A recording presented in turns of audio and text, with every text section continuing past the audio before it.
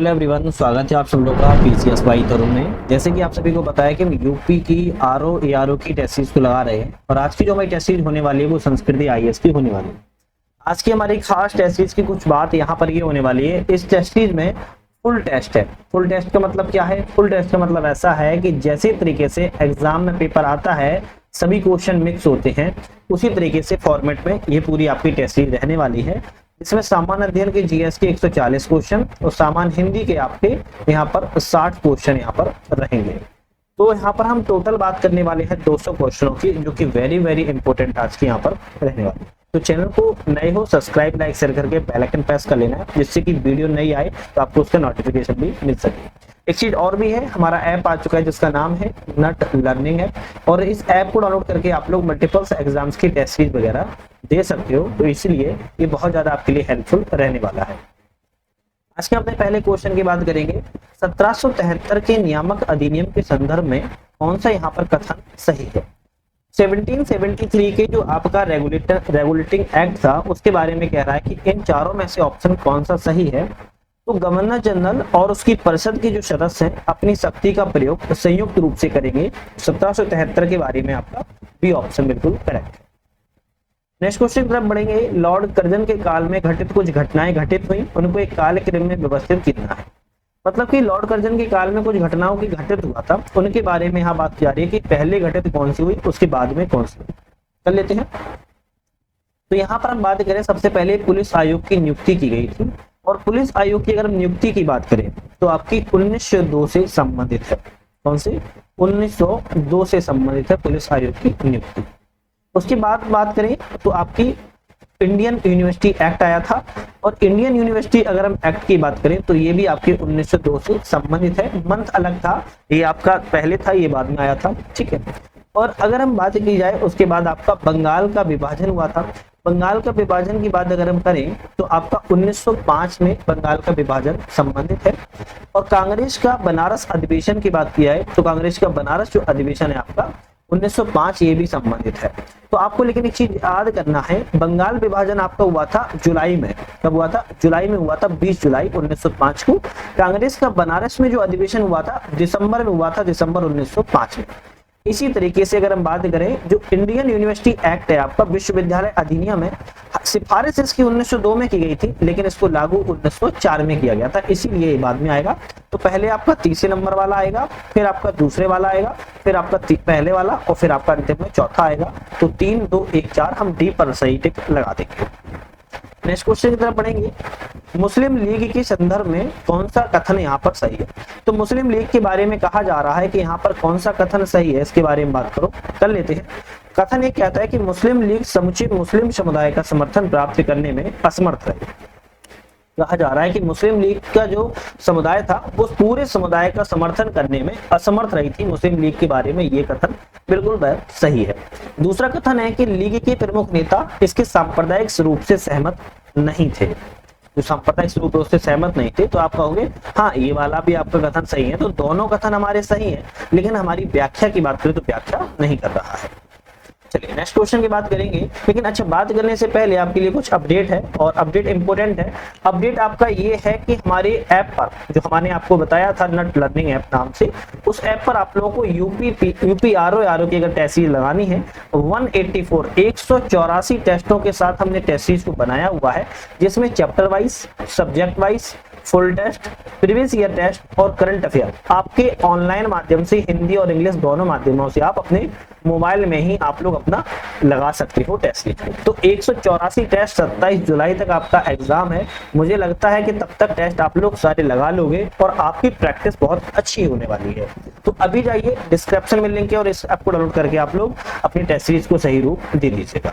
Question की तरफ बढ़ते हैं। अपना क्वेश्चन की बात करें, प्रस्तावना में वर्णित शब्दों को उन्हें एक क्रम में व्यवस्थित कीजिए।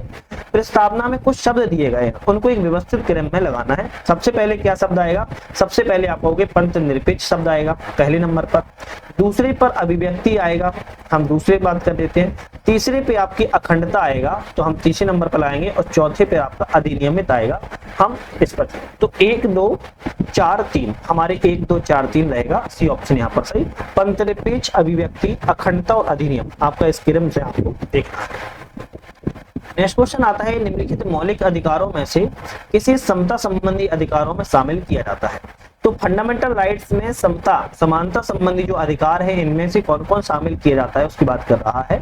तो अगर हम बात करें उपाधियों का लोप, बिल्कुल बात ठीक है, उपाधियों का लोप इसमें आपका आर्टिकल कितने में है, 18 में है। आप कहोगे ये तो सही है, समता के अधिकार में आएगा, मौलिक अधिकारों में भी आएगा। भारतीय क्षेत्र में कहीं भी व्यापार करना कारोबार नहीं, भारतीय क्षेत्र में कहीं भी व्यापार करने कारोबार आपके आर्टिकल समता के अधिकार में नहीं आएगा, स्वतंत्रता में है। धार्मिक संस्थाओं की स्थापना उनका पोषण ये भी नहीं आएगा, क्योंकि ये किसमें है, आर्टिकल आपके 26 में आता है, तो ये भी नहीं आएगा। सार्वजनिक पदों पर नियुक्ति, हाँ आप कहोगे सार्वजनिक पदों पर नियुक्ति संबंध आएगा, क्योंकि आर्टिकल इसमें 16 से संबंधित है। तो समता का अधिकार आपको पता होना चाहिए, पहले तो आर्टिकल आपके 14 से लेकर 18 तक आपके समता के अधिकार के तहत आते हैं, 14 से 18 तक। तो ऑप्शन में आपका पहला और चौथा बिल्कुल करेक्ट है, हम बी वाले पे टिक लगा देंगे। नेक्स्ट क्वेश्चन की बात करते हैं, निम्नलिखित में से कौन सा कथन गलत है, इनमें से गलत कथन कौन सा है उसकी बात करना है। अगर बात करें गलत कथन की, तो मौलिक अधिकारों के अंतर्गत नागरिक एवं राजनीतिक अधिकारों का समावेशन जो है वो किया गया है, ये तो आपका सही लिखा है। मौलिक अधिकारों राज्य को कुछ कार्यों से विरत रहने का आदेश भी देते हैं, आप कहोगे भाई ये भी सही लिखा है। भारतीय संविधान के अनुसार सभी मूलभूत जो मौलिक अधिकार है उनका निलंबन किया जा सकता है, नहीं, सभी मौलिक अधिकारों का निलंबन नहीं किया जाता है। आपको पता होगा आपका आर्टिकल 20 और 21, आर्टिकल 20 और 21 दो आर्टिकल ऐसे हैं आपके राष्ट्रपति शासन या राष्ट्रीय आपातकाल के समय किसी भी समय निलंबित नहीं किया जाता है। तो आपका तीसरा वाला ऑप्शन गलत है, जो कि हमारा बी ऑप्शन पर हम टिक लगा देंगे। नेक्स्ट क्वेश्चन की बात करते हैं, निम्नलिखित में से निर्वाचन में आनुपातिक प्रतिनिधित्व की एकल संक्रमणीय मत पद्धति का उपयोग किया जाता है।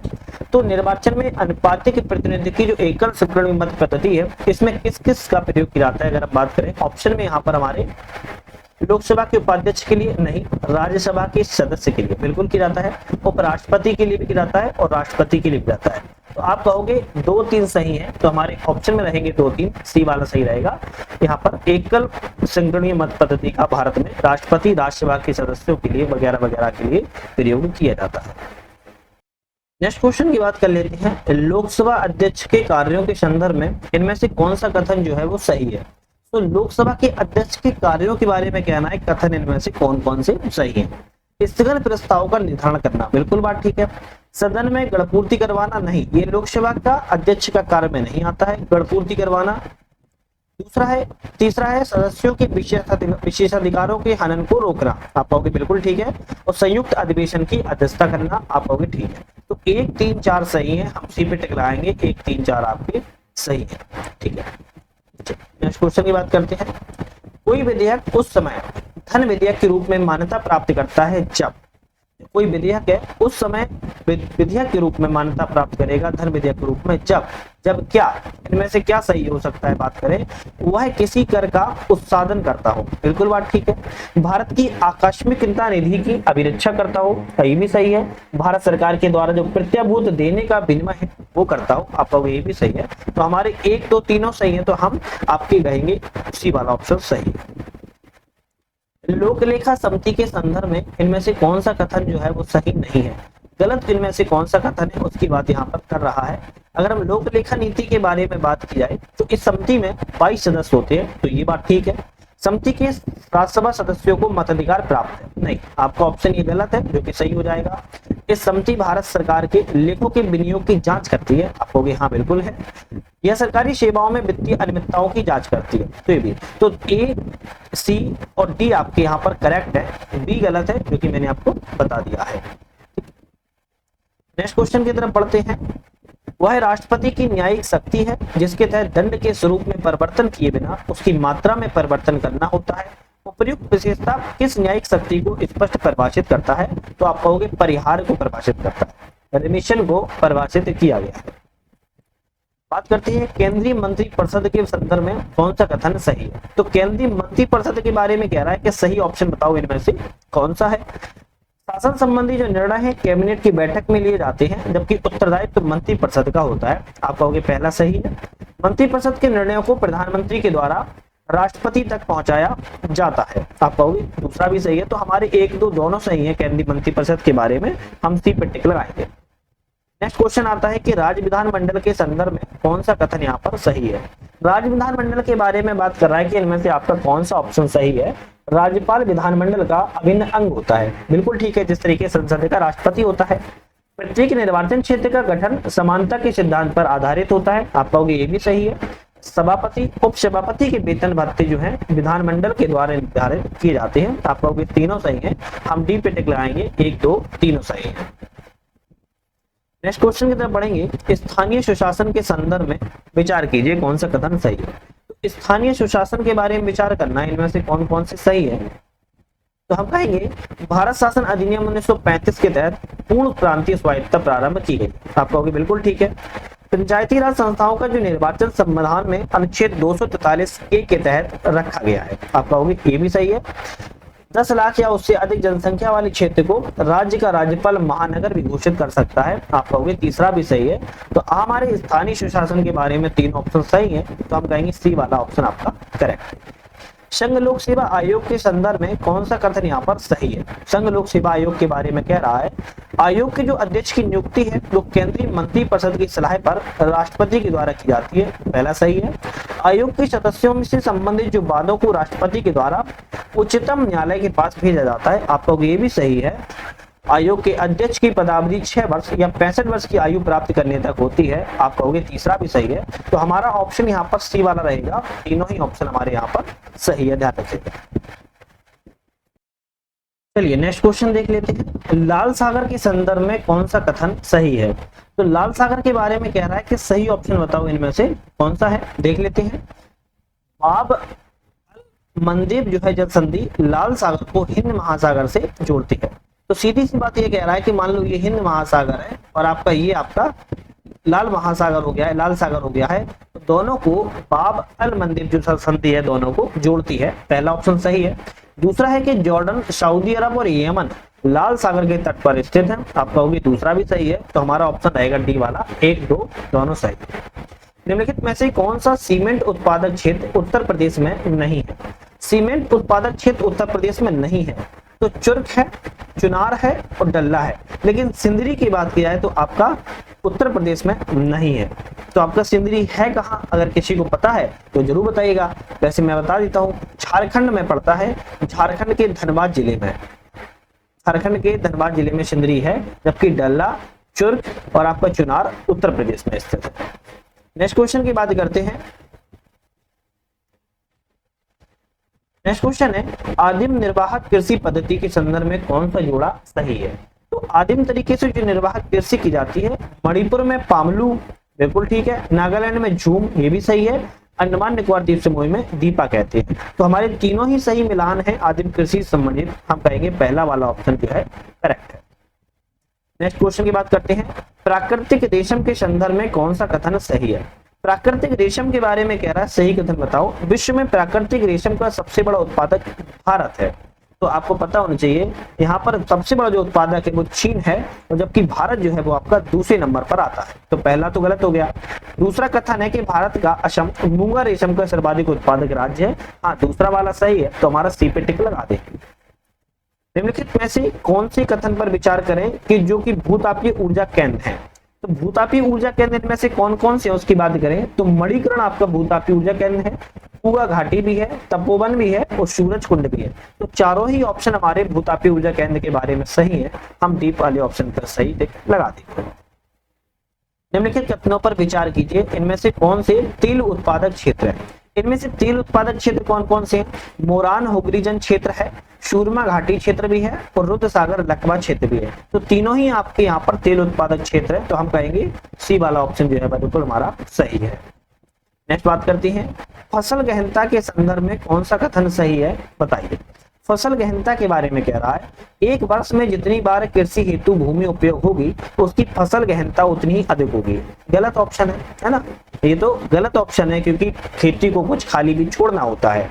दूसरा कहता है कि बड़ी जोत की अपेक्षा छोटी जोत की शस्य गहनता जो है वो अधिक होती है, हाँ बिल्कुल ठीक है। उत्तर प्रदेश में संरचनात्मक और संस्थागत सुविधाओं के कारण फसल गहनता सबसे अधिक है, आप कहोगे दूसरा भी सही है, तीसरा भी सही है, तो 2 और 3 सही है, हमारा सी वाला ऑप्शन जो हो जाएगा सही हो जाएगा। नेक्स्ट क्वेश्चन की तरफ पढ़ते हैं। फिर वालों के संदर्भ में कौन सा कथन यहाँ पर सही नहीं है? गलत दोनों में से कौन सा, उसके बारे में बात करना है। तो सपोषी और परपोषी दोनों प्रकार के होते हैं, तो आपका पहला ही ऑप्शन क्या है? गलत है। अधिक लवणता युक्त जल प्रवालों के लिए अनुकूल नहीं होती है, ये भी उल्टा लिखा है, तो आपका ये भी सही हो जाएगा। तो हमारा सी वाला ऑप्शन रहेगा, क्योंकि दोनों ही ऑप्शन यहाँ पर सही नहीं है, ध्यान रखिएगा। वन जीव अभ्यारण्य के संदर्भ में निम्नलिखित कथनों पर विचार कीजिए। अब वन जीव अभ्यारण्य के बारे में विचार करना है, इनमें से कौन सा कथन आपका सही है, देख लेते हैं। इन्हें मानवीय हस्तक्षेप पूर्णतः वर्जित होता है, तो ये गलत लिखा है। ऐसा भी नहीं है कि मानवीय हस्तक्षेप पूर्णतः वर्जित होता है, तो गलत है। इसमें चराई और गौ पशुओं के आवागमन की छूट होती है, हाँ आप कहोगे दूसरा सही है, तो हम बी पे टिक लगा देंगे, केवल दूसरा सही है, पहला वाला इसमें ऑप्शन गलत लिखा है। दक्षिण अमेरिका की अवस्थिति की निम्नलिखित खाड़ियों को उत्तर से दक्षिण क्रम में बताइए। जो आपका साउथ आपका क्या है, इस तरीके से आप देखोगे थोड़ा सा उल्टा बन गया है, मतलब गलत बन गया है, समझ लेना। ये साउथ अमेरिका है। साउथ अमेरिका की जो खाड़ियां हैं नॉर्थ से साउथ की ओर आपको बताना है कौन कौन सी यहाँ पर है। तो सबसे पहले आपकी वेनेजुला की खाड़ी आएगी, उसके बाद आपकी डेरियन की खाड़ी आएगी, उसके बाद गुआकिल की खाड़ी आएगी, और उसके बाद पेनास की खाड़ी आएगी। तो हमारे ऑप्शन सारे सही लिखे हैं, तो हम ए पे टिक लगाएंगे, लाइन से ही उत्तर से दक्षिण की ओर लिखे हुए हैं। निम्नलिखित में से किन देशों में बोलिवियन पठार विस्तार है? तो बोलिवियन जो पठार है उसका विस्तार किन किन देशों में, अगर इसकी बात करें तो आप कहोगे बोलिविया में है और पराग्वे में, आपका दोनों का विस्तार आपका बोलिवियन पठार का देखने को मिल जाता है। चलिए नेक्स्ट क्वेश्चन देखते हैं। निम्नलिखित तथ्यों पर विचार कीजिए, और इनमें से क्या है कि भाई मैदानों को दक्षिण से उत्तरी क्रम में व्यवस्थित कीजिए, ठीक है, दक्षिण से उत्तर क्रम में। तो आपके सबसे उत्तर में कौन पड़ेगा? नॉर्थ में सेल्वास पड़ेगा, सेल्वास के नीचे पैम्पास पड़ेगा, पंपास की बात की जाए तो फिर माटो ग्रासो, और फिर उसके बाद ग्रान चाको। तो आपको इसी तरीके से याद करना है, ध्यान रखिए, ठीक है। तो सबसे आपके कौन सा पड़ेगा?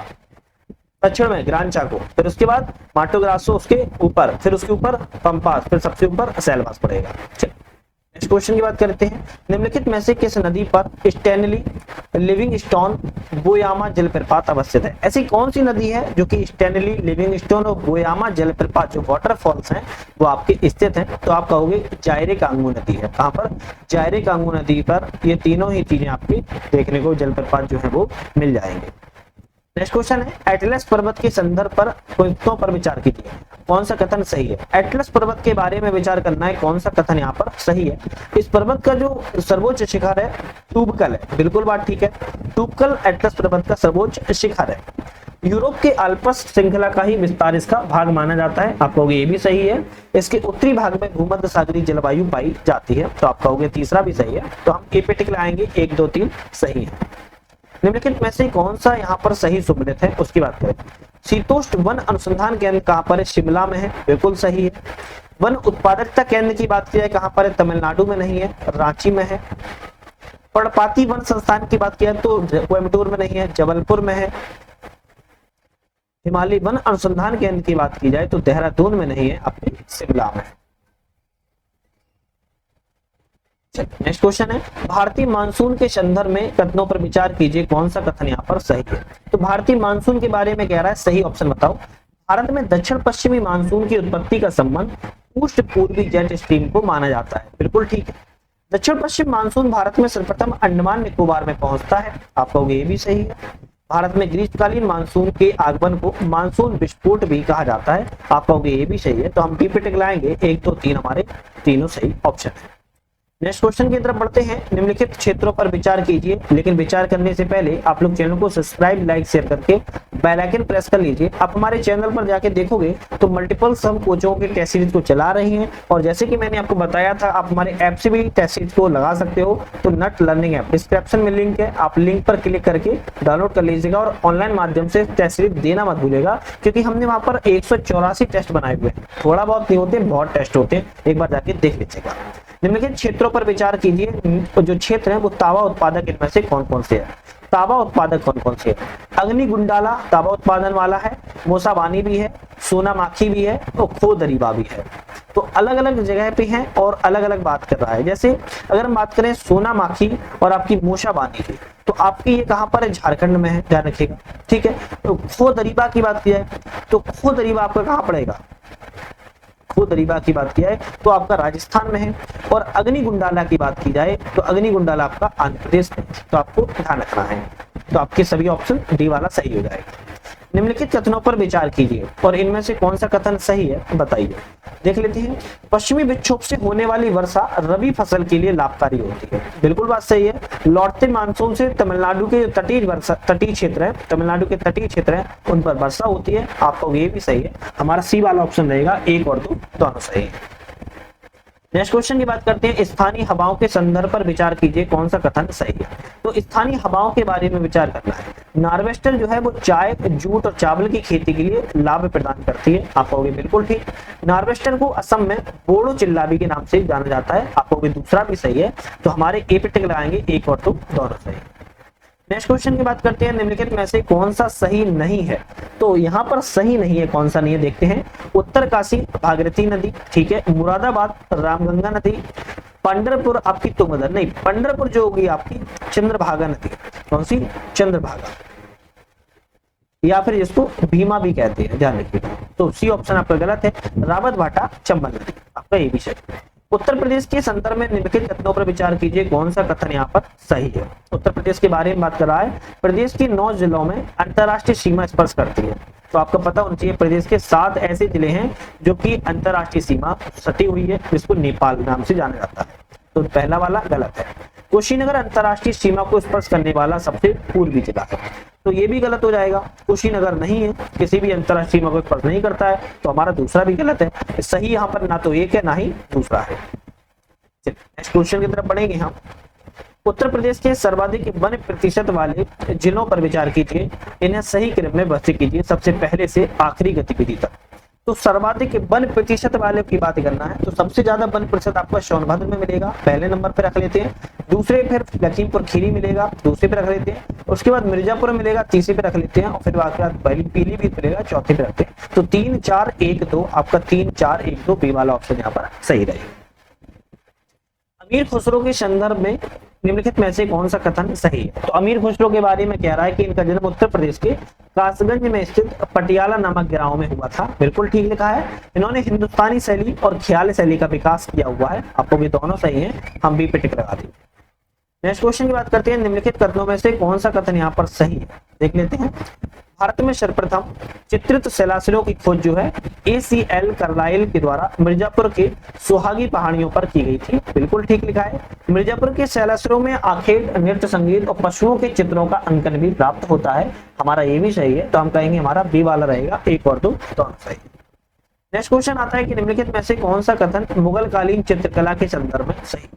मुगल कालीन चित्रकला के बारे में कह रहा है, सही कौन सा है। अकबर चित्रकला का महान संरक्षक था। नहीं, अकबर नहीं था, जहांगीर था। पहली बात तो पहला ऑप्शन गलत। जहांगीर ने अपने काल में पशु पक्षियों के जीवंत चित्र को तैयार कराया था। बिल्कुल बात ठीक है।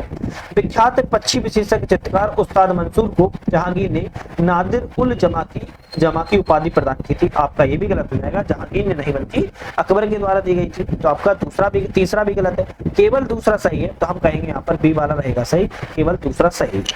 नेक्स्ट क्वेश्चन आता है। निम्नलिखित में से किस संस्थान को वर्ष 2023 के लिए Indian of the year award प्रदान किया गया। Indian of the year award किस संस्थान को दिया गया। ISRO, DRDO, Bharat biotech, serum institute of India. तो आपका सी ऑप्शन हो जाएगा, इसरो को दिया गया है।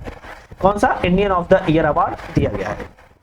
नेक्स्ट क्वेश्चन आता है। अब सैन्य अभ्यास और शामिल देश है, कौन सा सैन्य अभ्यास में कौन सा देश शामिल था। जैसे बिनबैक्स 2023 की बात करें तो भारत वियतनाम शामिल था। खंजर की बात की जाए तो भारत किर्गिस्तान शामिल था। समुद्र लक्ष्मण की बात करें तो भारत मलेशिया शामिल था। तरकस की बात करें तो भारत अमेरिका शामिल था। आपका ऑप्शन यहाँ पर सी वाला बिल्कुल करेक्ट हो जाएगा। नेक्स्ट क्वेश्चन की तरफ बढ़ते हैं। 31 जनवरी 2024 तक देश के 766 जिलों में कितने जिलों ने स्वयं को मेला ढोने से प्रथा को मुक्त घोषित किया हुआ है। तो आप कहोगे 729 जिलों ने मेला ढोने की प्रथा को मुक्त कर दिया है। फरवरी 2024 में आपका है SCVN लिमिटेड ने उत्तर प्रदेश के किस शहर में 50 मेगावाट के गुजराई सौर ऊर्जा स्टेशन को सफल वाणिज्यिक संचालन शुरू किया हुआ है। आप कहोगे कानपुर देहात में इसका शुरुआत का संचालन किया था। नेक्स्ट बात करते हैं। जापान ने भारत में विभिन्न क्षेत्र में 9 परियोजनाओं के लिए 232.209 अरब जापानी येन का आधिकारिक विकास सहायता ऋण देने की प्रतिबद्धता, ये निम्नलिखित में से कौन सी परियोजना इनमें से शामिल है? तो इनकी परियोजना की बात करें तो हरियाणा में स्थायी बागवानी को बढ़ावा देने के लिए, बिल्कुल ठीक है। राजस्थान में जलवायु परिवर्तन प्रतिक्रिया और परितंत्र सेवा के लिए, ये भी सही है। Nagaland institute of medical sciences and research Kohima में मेडिकल कॉलेज अस्पताल की स्थापना के लिए, ये भी सही है। उत्तराखंड में शहरी जल आपूर्ति प्रणाली में सुधार परियोजना के लिए, आपको ये भी सही है। हम टी वाले पे टिक लगाएंगे, 1 2 3 4 सही। नेक्स्ट बात करते हैं, देश में तेंदुओं को सर्वाधिक संख्या में घटते क्रम में बताइए। तो यहाँ पर बात करा है कि तेंदुओं की जो संख्या कौन से राज्य में घटते क्रम में है, मतलब सबसे ज्यादा किसमें है, फिर किससे उससे कम किसमें। तो मध्य प्रदेश में सबसे ज्यादा है, यहाँ पर हम ऐसे लिख लेते हैं। एमपी में सबसे ज्यादा है, उसके बाद महाराष्ट्र में, उसके बाद कर्नाटक में, उसके बाद आपका तमिलनाडु में। तो आपका रहेगा ए वाला ऑप्शन बिल्कुल यहाँ पर करेक्ट, ध्यान दीजिए। नेक्स्ट क्वेश्चन की तरफ पढ़ेंगे। भारत टैक्स 2024 के संदर्भ पर विचार कीजिए। भारत टैक्स के बारे में विचार करें। इसका जो आयोजन है 26 से 29 फरवरी 2024 के दौरान किया गया था, बिल्कुल ठीक है। इसमें करदाताओं की समस्या का निदान किया गया नहीं, ऐसा कोई इसमें बात नहीं की गई है। तो यहाँ पर केवल एक सही रहेगा, तो हम डी वाले पे टिक लगा देंगे। नेक्स्ट क्वेश्चन की बात करेंगे। श्रीलंका एवं मॉरिशस में यूपीआई सेवाओं को शुभारंभ करने में कौन उपस्थित था? तो जो यूपीआई सेवाओं का शुभारंभ हुआ था श्रीलंका और मॉरिशस में, उपस्थिति किसकी थी? तो आप कहोगे भारत के प्रधानमंत्री की वहां पर उपस्थिति बनी हुई थी। नेक्स्ट क्वेश्चन है, एक तरफ पुस्तक है और एक तरफ लेखक है, कौन सी पुस्तक से कौन से लेखक संबंधित है? जैसे बात करें द आइडिया ऑफ डेमोक्रेसी, तो सैम, आपके यहाँ पर गलत लिखा हुआ है।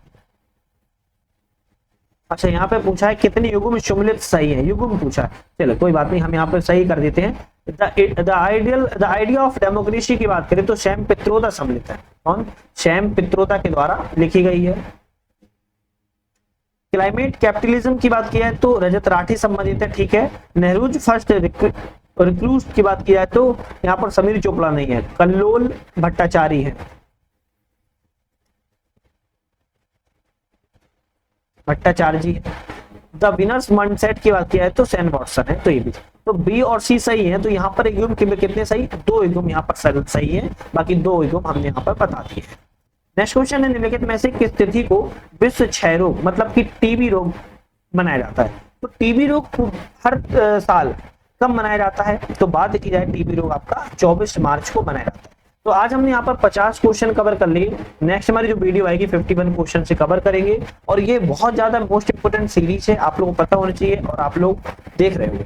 चैनल पर जाके विजिट कर लेना, एक बार ही जाके देख लेना कितनी चीजें आपके लिए डल रही हैं, कितनी कोचिंग सीट ऐसी डल रही है, आपको समझ में आ जाएगा कितना हेल्पफुल आपके लिए चैनल होने वाला है। तो मुलाकात करेंगे एक नई वीडियो के साथ फिर से। तो आज के लिए धन्यवाद।